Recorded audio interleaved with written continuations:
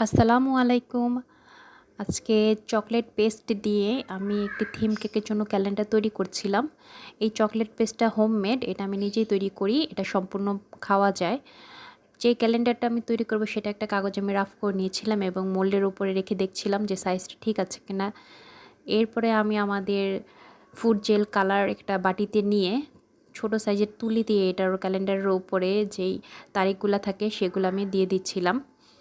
একটা রাফ করে নিলে দেখা যায় কাজটা অনেক সহজ হয়ে যায়। কোনটা কি লিখতে হবে সেই জিনিসটা একটা ধারণা চলে আসে। এই ফন্ডেন্টের কাজগুলো বা চকলেট পেস্টের কাজগুলো থিম কেকের জন্য করা আসলে অনেক সময় সাপেক্ষ। অনেক কিছু চিন্তা করে আমার কাজগুলো করতে হয়। থিম কেকের দাম কিন্তু এই কারণে বেশি হয়। এই যে চকলেট পেস্টটা এটা আমাকে তৈরি করতে হয়েছে।